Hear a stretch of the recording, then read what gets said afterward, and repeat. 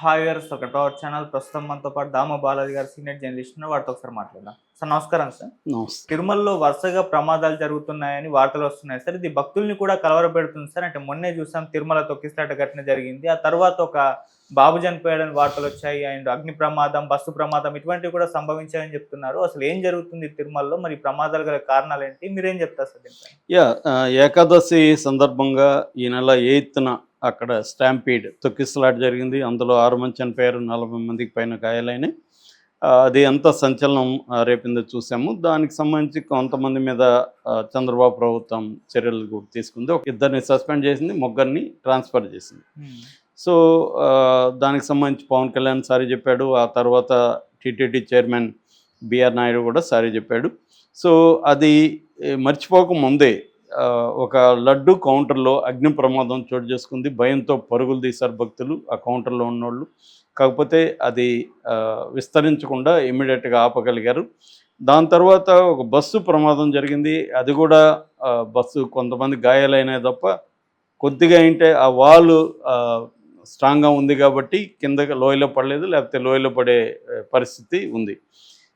దాని తర్వాత 2 స్కాములు బయటకు వచ్చాయి. ఒకటి 300 దర్శనం టికెట్ స్కాము. దాదాపు 11 మందికి బెంగళూరులో 19,000 వర్త్ ఉన్న టికెట్స్ అమ్మారని చెప్పి 5 మంది మీద కేసులు పెట్టారు. స్పెషల్ కౌంటర్ ఉద్యోగిగా ఉన్న లక్ష్మీపతి, ఫైర్ సిబ్బంది ఉన్న మణికంఠ, భానుప్రకాష్, ట్యాక్సీ డ్రైవర్లు శశి, జగదీష్, వీళ్ళ 5 మంది మీద కేసులు పెట్టారు. అంటే కొంతమంది తిరుమలలో అమ్మారు, కొంతమంది చెన్నైలో, ఈ జగదీష్ అనే వ్యక్తి చెన్నైలో కూడా ఈ టికెట్లు అమ్మినట్టుగా. నిజానికి ఇది కొత్త విషయం కాదు, ఎప్పటి నుంచో జరుగుతూ ఉంది. ఇది ఇప్పుడు ఒక బయటపడినట్టుగా మనకు అర్థమవుతుంది. ఇక మూడవ అంశం గోల్డ్ బిస్కెట్ల దొంగతనం. మామూలుగా మనకి హుండీలో గోల్డ్ బిస్కెట్లు, గోల్డ్ ఆభరణాలు, వెండి ఇవన్నీ కూడా వేస్తుంటారు. అవన్నీ కూడా పరకామణిలో దాన్ని సెగ్రిగేట్ చేసి, దాన్ని కౌంట్ చేసి, దాన్ని వర్త్ ఎంత ఉండొచ్చు అవన్నీ కూడా లెక్కేసి రాసి దాన్ని స్టోర్ రూమ్లో ఉంచుతారు. అక్కడ మొన్న ఏమైందంటే, ఈ ట్రాలీ ఉంటుంది కదా, చెత్త తీసుకెళ్ళి ట్రాలీ పైపుల్లో 100 గ్రాముల బంగారు గోల్డ్ బిస్కెట్లు దొరికాయి విజిలెన్స్ వాళ్ళకి. దాన్ని ఆరాధిస్తే గత కొంతకాలంగా ఒక వ్యక్తి వీరిశెట్టి పెంచులయ్య అని తిరుపతికి చెందిన వ్యక్తి, ఆయన్ని పట్టుకున్నారు. ఆయనే చేశాడని ఆయన విచారిస్తే 46 లక్షల వర్తున్న ఆభరణాలని అతను ఇప్పటివరకు దొంగిలించాడు, ఎప్పటి నుంచో చేస్తున్నాడు. అంటే తిరుమల పరకామణి లాంటి ప్లేస్ నుంచి 46 లక్షల వర్తున్న గోల్డ్ని ఎలా అతను స్మగ్లింగ్ చేయగలిగాడు అనేది ఇవాళ పెద్ద ఎత్తున చర్చ వస్తుంది. అది ఏంటంటే 100 గ్రాముల బంగారు బిస్కెట్లు ఒకసారి, 555 గ్రాముల బంగారు బిస్కెట్లు ఒకసారి, 100 గ్రాముల ఆభరణాలు, 157 గ్రాముల వెండి, ఇవి ఇప్పటివరకు అతను స్మగ్లింగ్ చేసినట్టుగా పోలీసుల ముందు కనిపిస్తాడు. ఇది సంచలనం సృష్టిస్తుంది. ఎందుకంటే పరకామణిలోనే ఇలాంటి చోరీ సాధ్యమైందంటే, అతను యాక్చువల్గా యూనియన్ బ్యాంకులో కాంట్రాక్ట్ ఎంప్లాయీ. అతను 2 ఏళ్ళ నుంచి పరకామణిలో పనిచేస్తున్నాడు. అతనికి డబ్బు ఆశ పుట్టి ఇలా చేసింది. ఇది కూడా ఫస్ట్ టైం అయితే కాదు. అంటే ఈ స్కాములు అనేవి ఫస్ట్ టైం కాదు, ప్రతి గవర్నమెంట్లో జరుగుతూనే ఉంటాయి. దొరికినవాడు దొంగ అన్నట్టుగా దొరికినప్పుడే ఈ వార్తలు బయటకు వస్తూ ఉంటాయి. సో ఇది మర్చిపోకముందే లేటెస్ట్గా ఒక చిన్న బాబు ప్రమాదవశాత్తు చనిపోయాడు. కడప చిన్న చౌక్కి సంబంధించిన శ్రీనివాసులు, కృష్ణమేన దంపతులు తమ ఫ్యామిలీకి సంబంధించి అక్కడ వాళ్ళు టోకన్స్ తీసుకున్నారు. 13వ తేదీ టోకన్స్ తీసుకుంటే వాళ్ళకి 16వ తేదీ దర్శనానికి ఆ టోకన్స్ అనుమతి లభించింది. వాళ్ళు 15వ తేదీ అక్కడికి వెళ్ళి అక్కడ ఆర్టీసీ బస్ స్టాండ్, తిరుమల దగ్గర ఆర్టీసీ బస్ స్టాండ్ దగ్గర పద్మనాభ నిలయంలో వాళ్ళకి లాకర్ ఫెసిలిటీ అవి ఇచ్చారు. అక్కడ ఉన్నప్పుడు ఆ ఇద్దరు పిల్లలు 2nd ఫ్లోర్లో పైన ఓపెన్ స్పేస్ ఉంటే అక్కడ ఆడుకుంటున్నారు. ప్రమాదవశాత్తు 2nd సన్ సాత్విక్ అనే అబ్బాయి కాలు జారి కిందికి పడిపోయాడు. ఇమీడియట్గా హాస్పిటల్కి తీసుకెళ్లారు. హాస్పిటల్లోకి వెళ్ళినాక వాళ్ళు వైద్యం చేశారు, కానీ అబ్బాయి చనిపోయాడు. సో ఇది అంటే వాళ్ళు అంత కాలు జారే విధంగా వాళ్ళని ఎందుకు పెట్టారు, అంత లోగా ఎందుకు ఉంది, అది సెక్యూరిటీ ఎందుకు లేదు అన్న విమర్శలు అయితే ఇప్పుడు వస్తున్నాయి. అంటే ఏమవుతుందంటే, మామూలుగా అయితే ఇవన్నీ అనేక చోట్ల ప్రమాదాలు జరుగుతుంటాయి, కానీ తిరుమల అనేసరికి ఇది ఇంటర్నేషనల్ అటెన్షన్ ఉంటుంది కాబట్టి తిరుమలలో ఏం జరిగినా అది పెద్ద ఎత్తున మీడియా అటెన్షన్ కావచ్చు, ప్రజల అటెన్షన్ కావచ్చు చోటు చేసుకుంటుంది. అంటే ఇక్కడ బిఆర్ నాయుడు వచ్చినప్పటి నుంచి ఇవి ఎక్కువైనాయి అనేది ఇప్పుడు ప్రధానంగా విమర్శ. మనం ఆల్రెడీ చూసాం బిఆర్ నాయుడికి అక్కడున్న ఈఓ శ్యామలరావుకి మధ్య పడట్లేదని ఆంధ్రజ్యోతి రాసింది. ఎడిటోరియల్ ఆయన కొత్త పలుకులో కూడా డీటెయిల్గా రాశాడు. సో ఒకటి ఏంటంటే బిఆర్ నాయుడికి ఎక్స్పీరియన్స్ లేదు, అడ్మినిస్ట్రేటివ్ ఎక్స్పీరియన్స్ లేవు, ఆయన తీసుకొని పెట్టారు.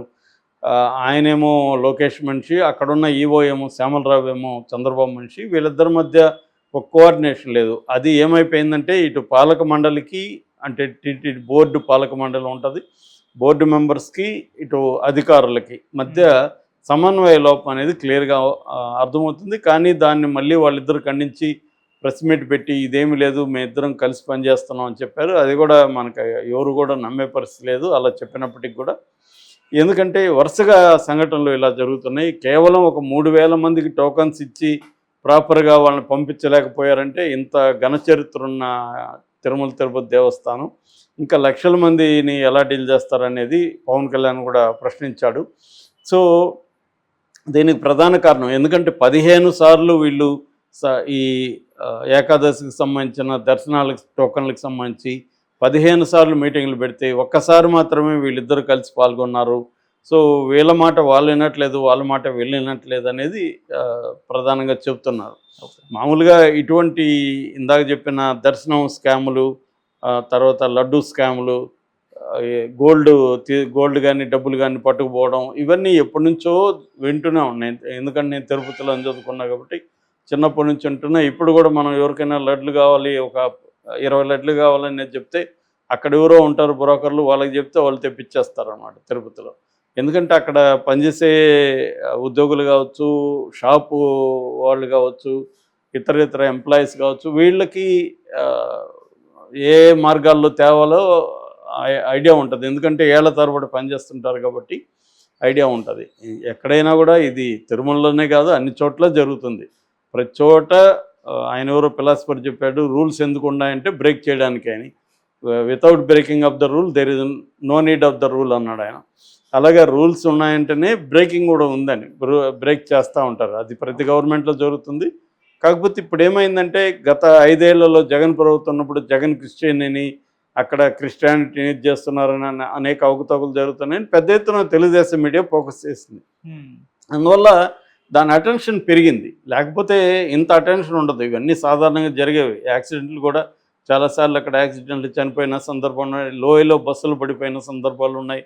అవన్నీ మెరుగుపరిచారు నిజానికి. కాకపోతే ఏమైందంటే ఎప్పుడైతే జగన్ మీద ఫోకస్ పెట్టి చిన్న చిత్తగా అక్కడ ఏదో షేప్ ఏదో ఉంటే కూడా అది సిల్వర్ షేప్ అని రకరకాలుగా జగన్ని ఇబ్బంది పెట్టడానికి ఎప్పుడైతే చేశారో దానివల్ల ఓవరాల్గానే జనం ఫోకస్ తిరుమల మీద పడింది. అది గవర్నమెంట్ మారినాక మరి మారాలి కదా. మొన్న లడ్డు విషయానికి సంబంధించి ఎంత పెద్ద గొడవ చంద్రబాబు స్టార్ట్ చేశాడో మనం చూసాము.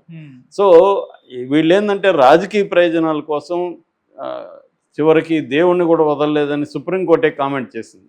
కనీసం దేవుణ్ణి అన్న వదిలిపెట్టండి మీ రాజకీయాలకు. కానీ దేవుణ్ణి వదిలిపెడితే అసలు బీజేపీ నిలేదు కదా.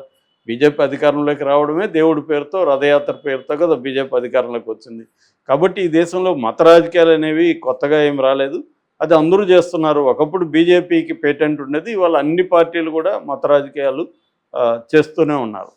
సో అలాగా ఫోకస్ పెరగడం వల్ల ఇదైతే సాధారణ సంఘటన కాదు. స్టాంపీడ్ అనేది ఫస్ట్ టైం తిరుమల చరిత్రలోనే ఫస్ట్ టైం జరిగింది. మిగతావన్నీ కూడా సాధారణ సంఘటనలే. ఈ బాబు చనిపోవడం అది యాక్సిడెంట్లు చాలాసార్లు జరిగాయి. కాకపోతే దాని మీద ఇప్పుడు ఎంక్వైరీలు చేసి సేఫ్టీ, ఎందుకంటే ఫ్యామిలీస్ ఎక్కువ వెళ్తుంటారు, చిన్నపిల్లల్ని తీసుకెళ్తుంటారు, వాళ్ళకి అక్కడ వాళ్ళకి ఇచ్చే గెస్ట్ హౌస్లో సేఫ్టీ ఉందా అనేది ప్రధానంగా చూసుకోవాల్సిన అవసరం ఉంది. ఇప్పుడు ఈయన మీద అయితే తీవ్ర విమర్శలు ఉన్నారు. ఒక